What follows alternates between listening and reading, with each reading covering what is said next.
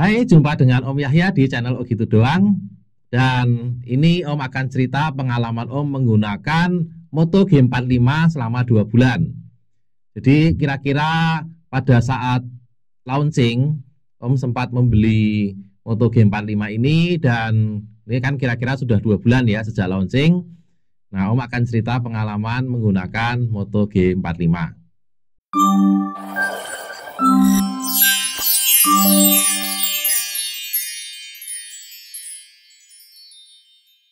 Oke, dari sisi bodinya dulu ya.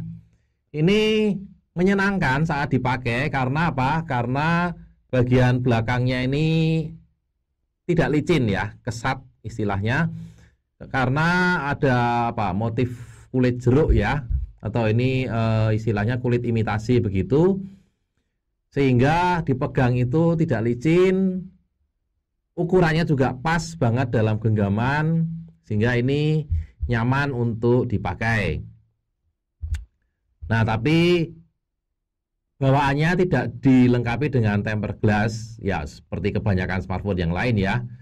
Maka saya tambahkan sendiri tempered glass supaya ya lebih nyaman aja ya dipakai ya.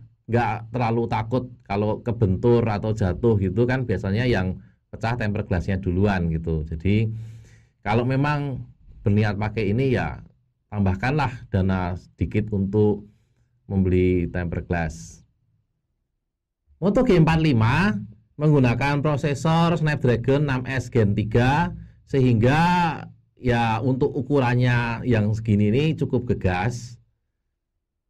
Tapi kalau untuk bermain game ya kayaknya sih nggak yang sangat oke begitu ya. Apalagi ini resolusinya cuma high definition, kira-kira 720p gitu, setara dengan 720p. Sehingga ya dari sisi resolusi dan kekuatan prosesor kurang oke lah kalau untuk main game. Saya sarankan sih penggunaannya sama seperti saya, didominasi oleh penggunaan media sosial. Saya menggunakan Moto G45 ini kebanyakan ya untuk chat WhatsApp, untuk buka IG Reels, TikTok, Facebook, dan yang lain-lain. Buka berita di browser gitu ya. Dengan model penggunaan seperti itu, baterainya tahan 2 hari. 2 hari itu misalnya gini, kalau misalnya nih hari Senin misalnya ya, Senin pagi, jam 5 pagi itu full 100% baterainya. Nah nanti hari Selasa malam, mau tidur itu, ya katakanlah jam 11 begitu, baterainya itu masih kurang lebih 25-30%. Jadi ini baterainya irit, sehingga ya cocok lah kalau dipakai untuk mobilitas tinggi, orang yang mobilitasnya tinggi ya. Kemudian kalau misalnya baterai habis, kalau dicas butuh waktu kira-kira 1,5 sampai 2 jam untuk penuh lagi. Ya sayangnya memang kapasitas chargernya itu cuma 20 watt ya, dayanya maksud saya, daya chargernya itu cuma 20 watt sehingga ya kecepatan ngecasnya tidak secepat smartphone lain yang macam-macam itu, ada turbo charge, ada fast charging dan lain-lain ya, yang 30 menit 1 jam aja udah penuh. Kalau ini ya bisa sampai 2 jam.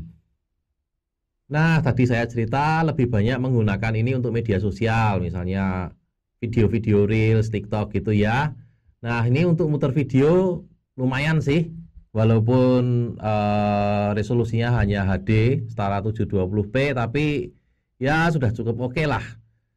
Dan apa terang juga tampilannya, sehingga kalau dibawa untuk outdoor lumayan. Cuma jujur aja saya merasa ini auto brightness-nya ini kok agak kurang apa responsif gitu. Dan kalau di dekatnya misalnya agak di atasnya sedikit ini ada benda yang agak besar gitu ya, dia mudah mendeteksi itu sebagai sebuah halangan gitu, sehingga brightness-nya diturunkan. Jadi terus terang ini untuk auto brightness-nya kurang gimana gitu menurut saya, kurang adaptif ya. Kadang-kadang kalau saya pakai itu mesti atur sendiri brightness-nya walaupun sudah saya set ke auto. Lalu untuk itu tadi visualnya ya, kalau audionya sih dia udah stereo. Jadi kalau ingin stereo tidak harus pakai TWS atau earphone gitu ya. Dari HP-nya sendiri sudah stereo. Untuk membuka layar digunakan sensor sidik jari yang ada pada tombol daya. Nah ini soal selera. Kalau selera saya jujur nggak cocok. Saya lebih suka sensor sidik jari yang ada di layar. Kalau di tombol daya ini kok menurut saya agak sering kepencet-pencet nggak sengaja gitu. Ya, ya selera sih. Kalau memang suka ya no problem. Cuma kalau saya jujur nggak suka gitu aja. Untuk koneksi WiFi, Moto G45 ini kalau saya lihat di spesifikasi itu ada dukungan dual band WiFi. Nah, cuman terus terang nggak ketemu nih berapa frekuensinya ya. Hanya gini, kalau dia koneksi ke jaringan 5 GHz itu kayaknya nggak maksimal.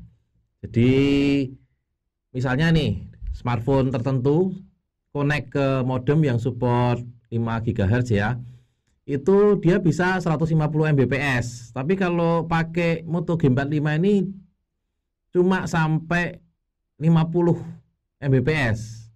Ya nggak tahu apakah saya mungkin salah konfigurasi atau apa, tapi kan yang smartphone satunya juga nggak perlu konfigurasi apa-apa gitu, nggak perlu kita harus nyetel sesuatu. Jadi nggak tahu ya, saya jujur nggak tahu, ini nggak ketemu spesifikasi lengkapnya, tapi ya kok meragukan ini 5 GHz-nya ya, nggak bisa maksimal.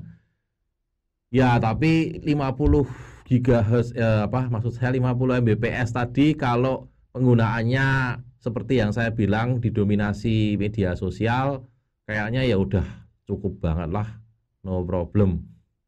Dari sekian banyak fitur dan kelebihan kekurangannya, salah satu yang paling saya suka dari Moto G45 ini adalah fitur Smart Connect. Jadi kita bisa dengan mudah connect ke perangkat lain seperti laptop.